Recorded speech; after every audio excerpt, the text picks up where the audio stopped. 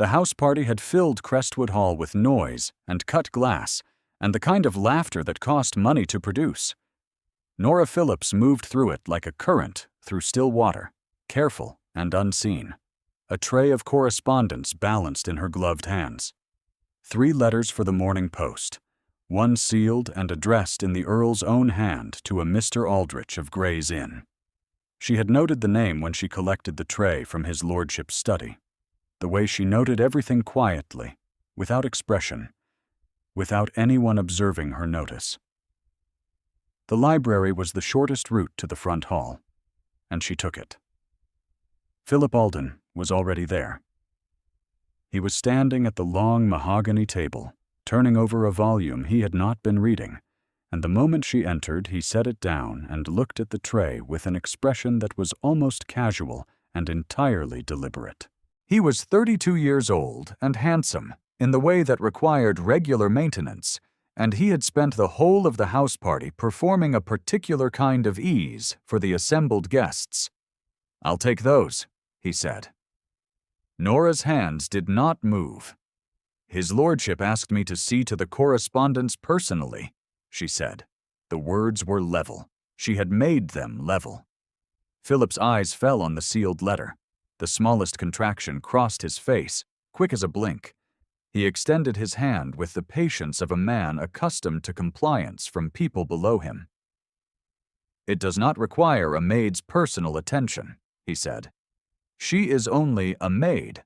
That is the extent of her authority in this house. Give it here." She held the tray steady. She met his gaze without flinching, though her heart was knocking against her ribs with a persistence she found inconvenient. She was not afraid of him, not precisely, but she understood clearly that she ought to be, and that the fact she was not said something specific about how long she had been carrying the thing she had found in the basement passage. "I was given a direction," she said. "I intend to carry it out." The silence between them was not empty. It was full of the particular pressure of a man who had never had a servant fail to yield, encountering one who had decided today she would not. Neither of them had heard the door from the corridor open. Phillips. The Earl of Crestwood stood in the doorway. George Alden was 36, with dark hair gone slightly gray at the temples, and a face that had been weathered by 18 months in the peninsula into something spare and final. He was not a tall man, but he carried stillness the way taller men carried height, as a natural authority. His eyes moved from Nora to the tray to his brother, and settled there. "The correspondence goes with Phillips," he said. "As I directed." Philip recovered quickly, as he always did. The smile that replaced the blank expression was smooth, almost convincing. "Of course," he said. "I was only offering to save her the trouble." George said nothing. He held the doorway and held the silence, and the weight of it was not directed at Nora. She carried the tray past Philip Alden and out the front door, and she did not look back, and the Earl was still standing in the library doorway when she passed. She did not allow herself to feel the relief until she had reached the front steps.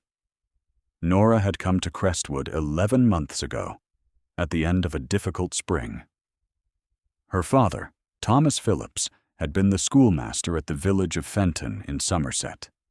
A man of modest means and considerable learning who had loved books and his daughter and the particular quality of light on cold mornings. He had also loved his neighbor Mr. Carter's scheme for importing merino sheep, and had committed the last of his small savings to it 3 months before Mr. Carter absconded to the continent with the funds of 17 investors. The debts had been settled by selling the schoolhouse contents and her mother's candlesticks. There had been enough left to bury him, and nothing more. Mrs. Cartwright had found her through a mutual acquaintance, the vicar's wife in a neighboring parish who had known Nora's mother. Crestwood needed an upper housemaid who could be trusted with the correspondence room and the Earl's personal effects, and Mrs. Cartwright had a talent for recognizing competence in faces that had learned not to advertise it. Nora had come on a Thursday in April, with one trunk, 2 changes of linens, and her father's copy of Johnson's dictionary, which she had kept because she could not give it away. Crestwood was beautiful and quiet when the family was not in residence. She had come to know its rooms the way one comes to know a person over time, by small accumulated revelations. She knew which floorboards creaked.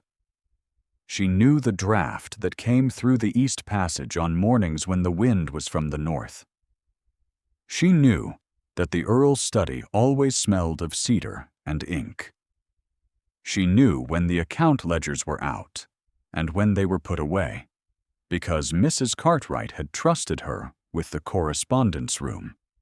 And the correspondence room adjoined the study, and Nora was a person who noticed. She had noticed, across 8 months of daily observation, that the Crestwood accounts did not quite add up. Not dramatically. Not in the way that would call a solicitor immediately. Only in the way of small and careful numbers that should have been larger, timber income that should have been recorded, and was not. Rents from the northern properties that appeared in the ledger at figures that did not match the letters from the estate agent. Small things. The kind of small things a person might dismiss if they were looking for large ones. She was not, by nature, a person who dismissed small things. It was in November, during a deep clean of the lower passages, that she found the ledger. It had slipped down behind a loose stone at the base of the servants' stair, where the mortar had crumbled, and it was wrapped in a piece of oilcloth. She had lifted it out carefully, opened it, read 3 pages, and replaced the stone over the oilcloth without disturbing the ledger's position. Then she had continued her work, emptied her pail, and said nothing to anyone. The ledger contained real figures. The figures in the estate office contained different ones. Someone had kept 2 sets, and then hidden the genuine one, and she believed they had not hidden it carefully enough only because they had not known she cleaned that passage. She had not shown it to Philip Alden. She had not shown it to anyone. She was a maid. She had no authority, no family connections, no money, and no standing in the house beyond Mrs. Cartwright's good opinion and the competence of her hands. She understood, with the clarity that poverty teaches, that a maid who accused the Earl's brother of fraud on the strength of a found ledger was not a maid who would be believed. She was a maid who would be dismissed and perhaps prosecuted, and certainly ruined. So she had waited. She had watched. She had kept the ledger safe, and continued to learn the shape of what Philip Alden had done, and she had told herself she was waiting for the right moment without being entirely certain the right moment would come. The house party changed her calculation.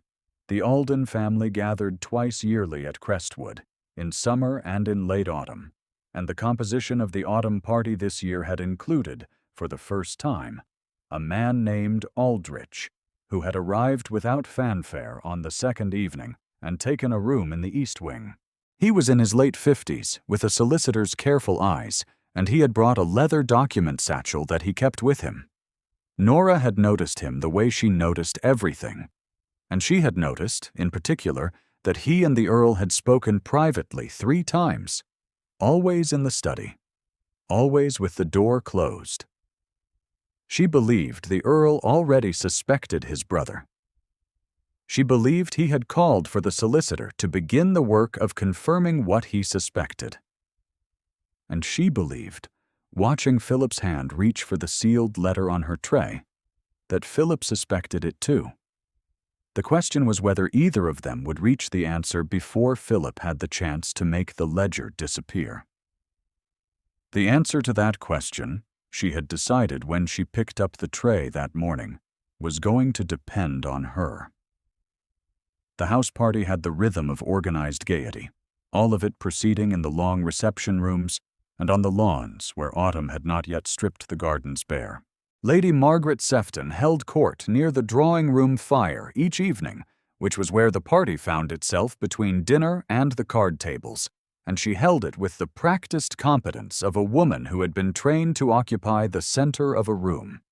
She was 27, the daughter of Viscount Hartley, polished in the particular way that a great deal of money and very good instruction produced, and the party had been arranged, Nora understood, largely with her presence in mind. Nora understood this because servants understood the social architecture of the houses they moved through in a way that the people who employed them rarely noticed. They laid the fires. They arranged the rooms. They heard the plans made in half-finished sentences because the men and women making them had stopped registering the people who carried in the candles. She heard Lady Margaret, on the second evening, observe to a woman beside her that she found the hall rather gloomy, that the Earl was not a communicative host, and that she hoped the week would improve with better weather. She heard Philip, on the same evening, say to the same woman, in the same carrying murmur, that his brother needed a sensible woman to manage him. He had said it warmly, as though fond. He had meant it to land where it would land.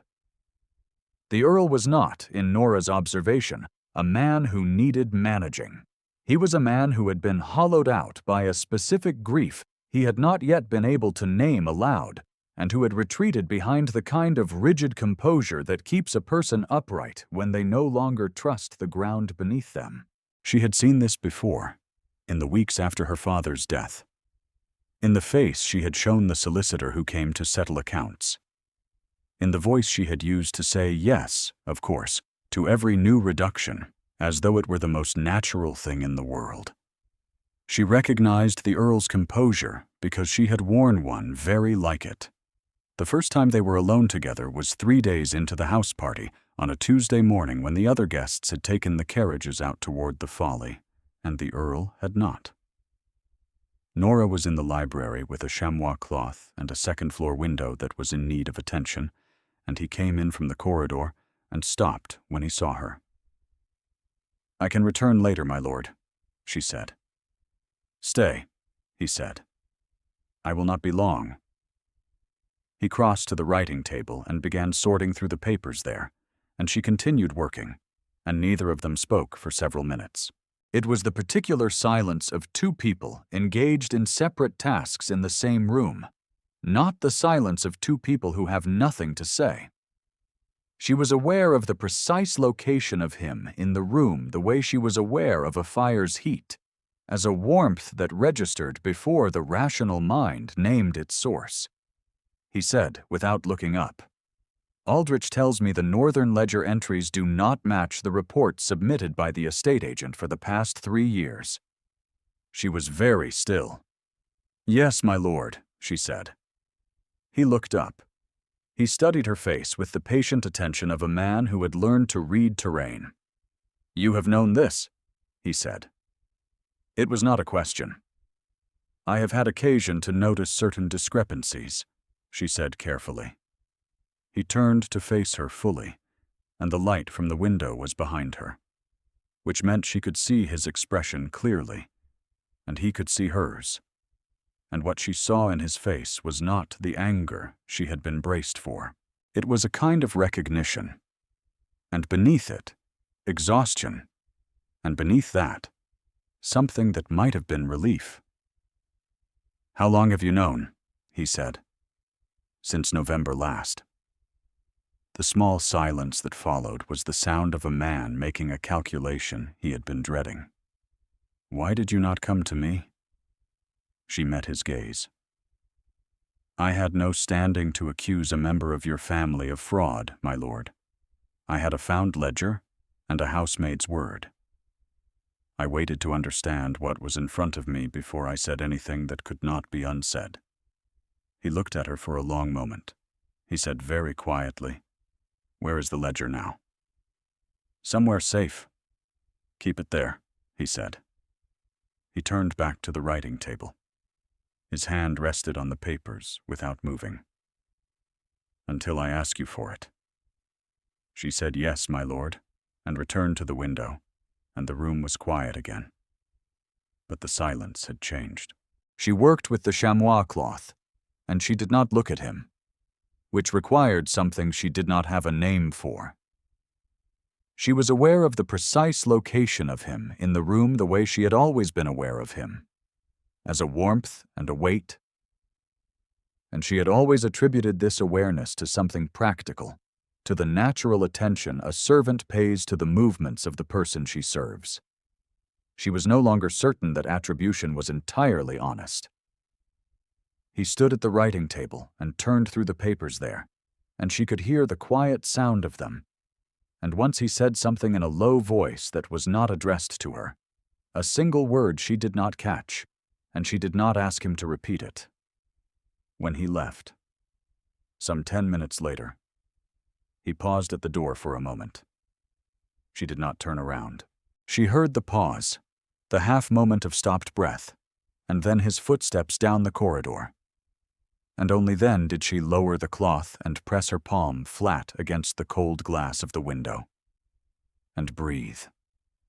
Nora's half-day fell on the following Thursday, and she spent it in the way she had spent 7 or 8 half-days before it, walking the 2 miles of estate grounds that separated Crestwood Hall from the gamekeeper's cottage at the edge of the northern wood. The Hursts had been Crestwood tenants for 30 years. Margaret Hurst was 44, with 4 children and a husband whose health had been uneven since a fever 2 winters prior, and the Hurst family had occupied a solid stone farmhouse on the northern acreage that had housed 4 generations before them. They had been given notice of an arrears in October of the previous year, a debt Nora had since found in the genuine ledger listed not as unpaid rent, but as settled in full. They had been removed in December. They had been living in the gamekeeper's cottage by the Earl's tolerance since January, having nowhere else to go. Nora brought bread and what cold meats she could carry in the basket, and a folded note that contained a number, which was every shilling she had saved since arriving at Crestwood. She sat with Margaret Hurst for an hour, drank the weak tea that was all the cottage could produce, and listened to the youngest child read aloud from a primer she had brought on a previous visit. She walked back across the estate alone, or she believed she was alone, and she was halfway to the hall when she heard footsteps behind her at a careful distance, and understood she had not been. He had come through the north gate of the walled kitchen garden and taken the long way around, which kept him behind, and to the left of her, in the shadow of the old stone wall, and she had not heard him until she was in the open meadow, where the estate was simply field and sky and distance in every direction. He had watched her knock at the gamekeeper's cottage door and be let in.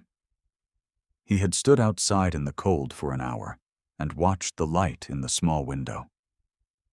When she came out, she was carrying the empty basket, and the youngest Hurst child was holding her hand in the doorway, and she bent slightly and said something close to the child's face, and the child laughed and pulled back inside, and she settled the empty basket over her arm and turned toward the hall. She did not stop walking. She did not look back. She kept her chin level and her pace even, and she returned to the hall through the servants' entrance and went back to work. She did not stop walking. She did not look back. She kept her chin level and her pace even, and she returned to the hall through the servants' entrance and went back to work. She did not know, until later, what it had cost him to follow her. She did not know, until later, what he had been expecting to find and what finding it had meant. What she did not yet know was that he had come home from the peninsula to a brother he did not recognize, and the specific character of that grief was a simple one. He and Philip had been close once. They had been the sons of a father who died young and a mother who died younger, and they had closed ranks around each other in the way that orphaned children do, and for most of his life, Philip had been the one certainty he had not had to question. He had gone to war leaving Crestwood in his brother's hands because he had believed, without reservation, that Philip would care for it as he himself would. He had come home to find the timber accounts 3 years light, the northern tenants quietly displaced, and Philip smiling at the center of a party like a man with nothing to hide. The grief was not at what had been taken. The grief was that the person he had trusted most had looked directly at him and lied, and was still lying, and would go on lying as long as it served him. The grief was that there was now a space in his life where certainty had been, and it could not be filled by any material accounting. He had been carrying it for 6 months. He had told no one. He had watched her move through his house for almost a year, had noted her carefulness, her directness, her particular quality of attention to the things around her, and had understood, without quite allowing himself to name it, that she was one of the few people in the house who had no capacity for convenient illusion. She saw what was there. She saw it, and she sat with Margaret Hurst's children for an hour on her day off, and she gave away money she had earned by honest service to people her employer had failed. He sat on the wall at the edge of the north field, after she had gone, for a long time. The trouble began the following evening. Philip cornered her in the passage outside the still room at 8:30, when the servants were occupied with the dinner service, and the passage was empty. He was still in his evening dress, which meant he had come directly from the table, and his composure was intact, but there was something behind it that had grown sharp. "I want the ledger," he said. She looked at him without expression. "I do not know what ledger you mean, sir." "Yes," he said, "you do." He stepped closer.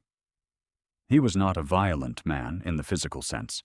He was a man who used other levers, and the lever he was currently holding was her entire livelihood and her reputation in a county where she knew no one and could call on no one, and whose goodwill she had spent 11 months carefully building. She understood the arithmetic of it. She had understood it from the moment she unfolded the first page of the genuine ledger in the basement passage and recognized what she was looking at. "You are a housemaid in my brother's employ. You have no standing, no family, no references other than those this house provides. If I choose to make your continued employment here a matter of difficulty, I will find a way to do so. Give me what you found in the passage, and this conversation ends."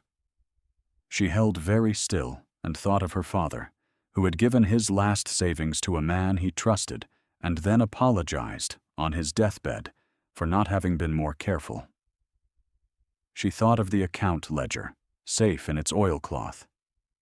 She thought of the Hurst family and the gamekeeper's cottage. "I have nothing to give you," she said.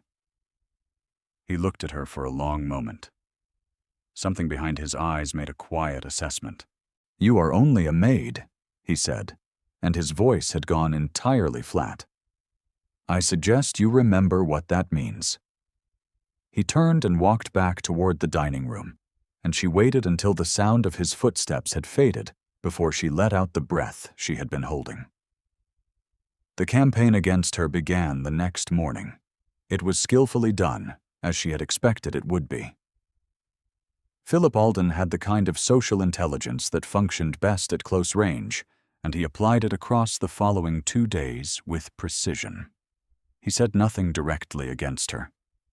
He asked in front of Lady Margaret and 2 other guests at dinner whether it was customary for housemaids to handle private correspondence, and added that he had always found the blurring of appropriate boundaries rather uncomfortable in a well-run establishment. He said it in the voice of a man who was simply raising a point, a man who had the house's best interests at mind. "She is only a maid, after all," he added, turning to pour more wine for Lady Margaret. "One must be thoughtful about what authority one allows them." The table received this with the murmur of polite agreement that well-composed observations received when delivered by a man of agreeable manners. The Earl said nothing. He sat at the head of the table, and he said nothing. And his face was the face he showed the world, composed and remote, and Nora, clearing the removes in the outer passage with 2 other footmen, heard every word of it, and understood that the time remaining to her was shorter than she had hoped. It came to a head on the Saturday morning. She was summoned to Mrs. Cartwright's sitting room before the house was fully awake, in the gray hour when the fires were newly laid and the guests were still sleeping. And she found Mrs. Cartwright at her small table, with her hands folded, and an expression that contained several things at once. "I must tell you what I have heard," Mrs. Cartwright said. "Philip Alden has gone to his lordship with a letter. He says it is a letter from the linen supplier's man, which documents that you have been taking linen from the household and selling it through a fence in the village." She paused. "He is calling for your dismissal, and he is asking to have the matter referred to the magistrate." The room was very quiet. Nora sat with this for a moment. "The letter is fabricated," she said. "I know that," Mrs. Cartwright said. "He has had it made to force a decision before Mr. Aldrich has completed his work." Mrs. Cartwright was quiet for a moment. Then she said, carefully, "I must also tell you that Mr. Alden has been speaking with the footmen and the upper staff. He has been making it clear that those who speak in your defense may find their own situations untenable once this matter is resolved." She looked at her hands. "Not all of them are in a position to risk that." Nora understood this without any bitterness. Service meant vulnerability. Every person below stairs had learned the particular calculus of loyalty against consequence. A dismissed housemaid could not easily find another position in the same county, and the threat Philip was using against the staff was not an idle one. He understood exactly which lever to pull. She did not blame them for their silence. "She is only a maid," Mrs. Cartwright said quietly. And for a moment the words were not Philip Alden's words, but a kind of reporting of the air in the house, the settled opinion, the verdict that had been passed in her absence. "That is what they are saying, that it is a great deal of trouble for someone of her position." Nora sat with it for another moment. Then she stood, smoothed her apron, and said, "I will need a few minutes in the basement passage before I go anywhere." Mrs. Cartwright looked up. "Then I would not waste them," she said. He had the assembled guests in the drawing room by 11 o'clock, which was an unusual hour for a house gathering, and communicated itself as such. He had said only that there was a household matter requiring everyone's attention, and he had said it in a tone that did not invite argument, and the guests had come because he was the Earl of Crestwood, and it was his house, and because something in his voice made them understand that the matter would be resolved with or without their presence, and their presence would afford them some say in it. Philip stood near the window with the calm of a man who believed he had already won. Aldrich was in the corner with his document satchel, which he had not opened. Nora stood at the door. George had told her to be at the door. He had told her, in the 3 minutes they had spoken in his study that morning, when she placed the ledger in his hands and watched him open it and read the first page with the expression of a man confirming what he had already known while hoping to be wrong, that she was to stand at the door and enter when he asked for her, and not before.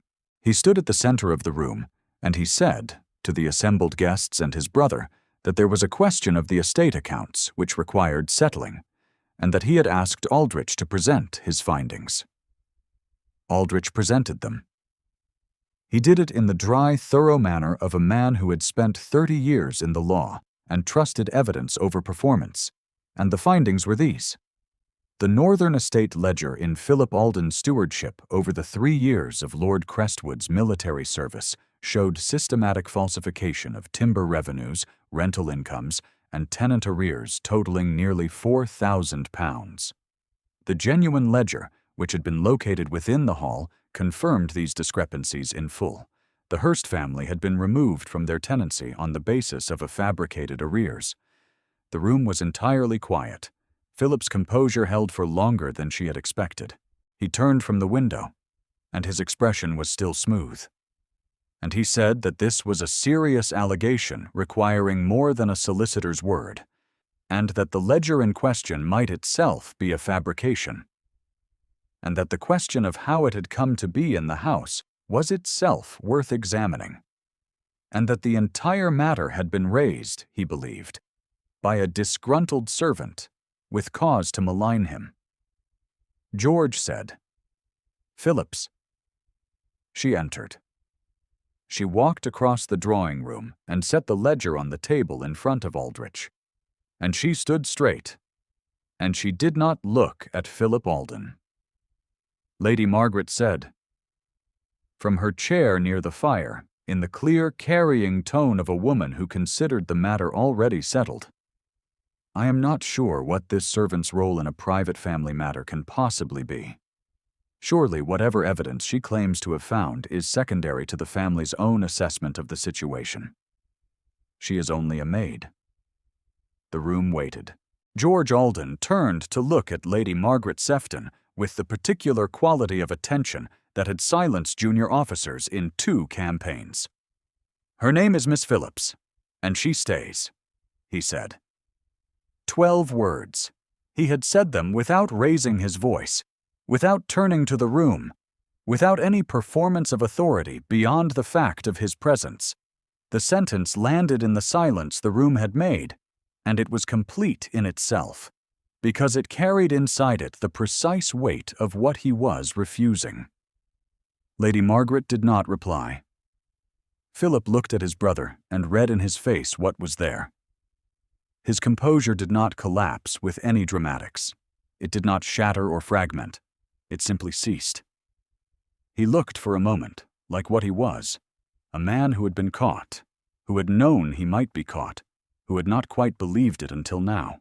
He looked, briefly, like the brother George had known before the war, before the accounts, before the decision he had made alone and never accounted for, and the grief of it was visible in George's face for only a moment before he looked away.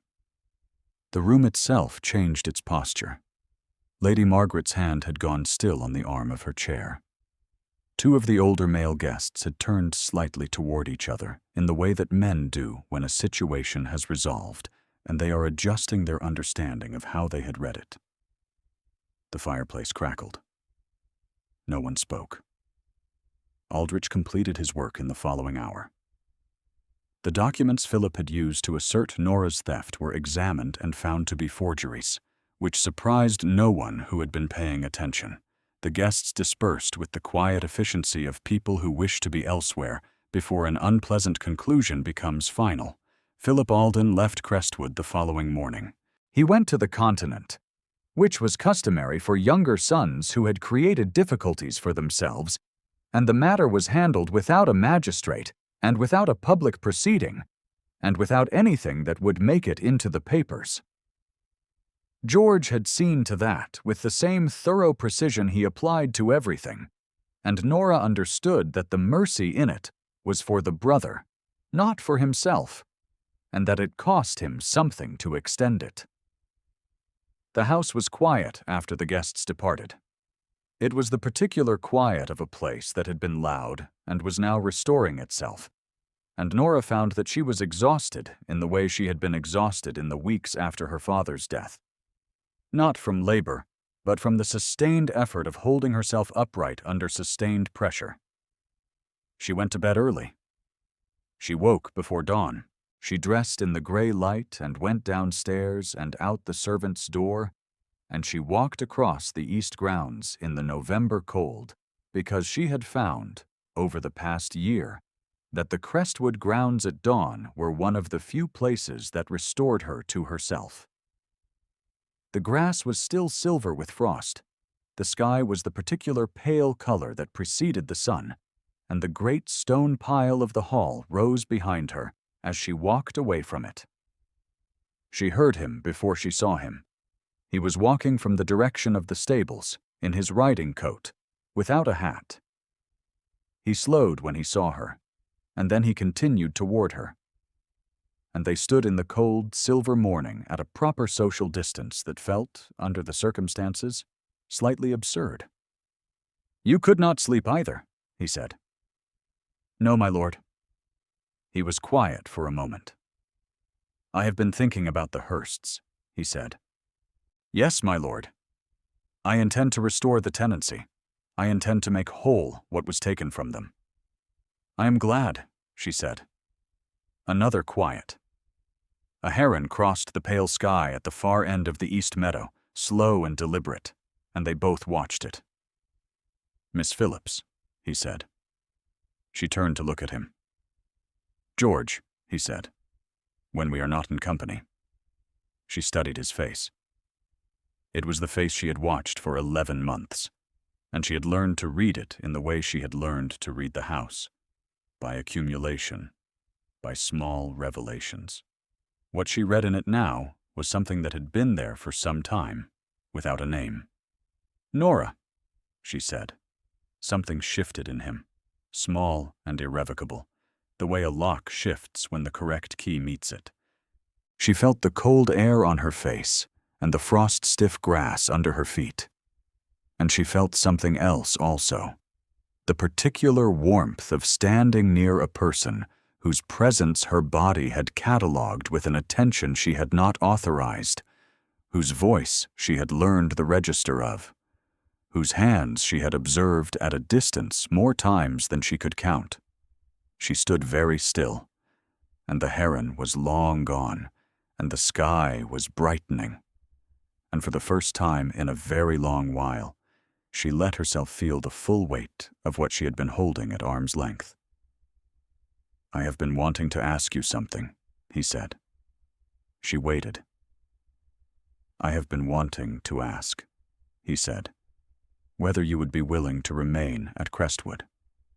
Not in service." He paused. He was choosing his words with the care of a man who understood that the words could not be unsaid and was not trying to avoid that fact, only to say the right ones.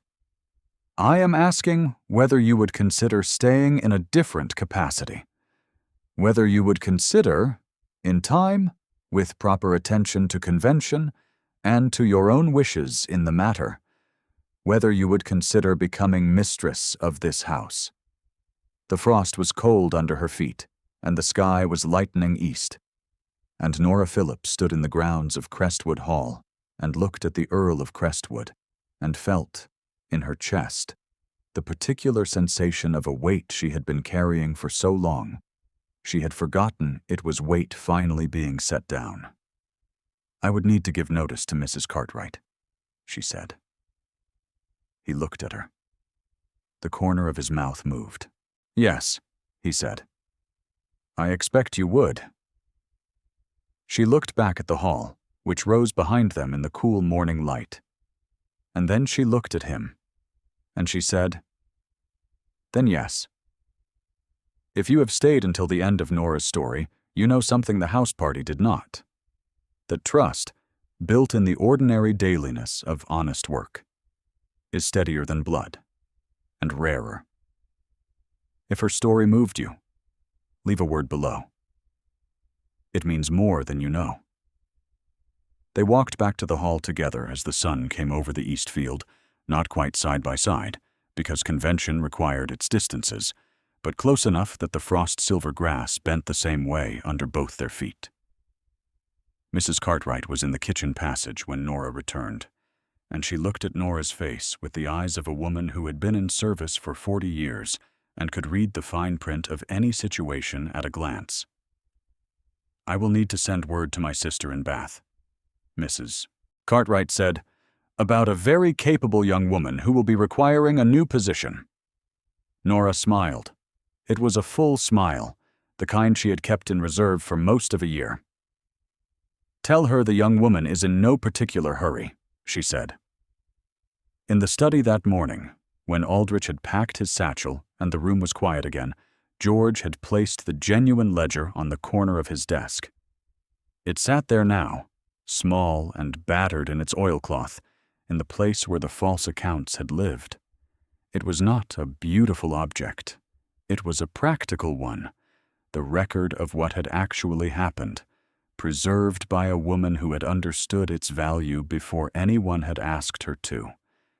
He had looked at it for a long time before he went to find her in the grounds. The first snow came in December, a soft and early snow that fell in the night and left the Crestwood grounds white by morning.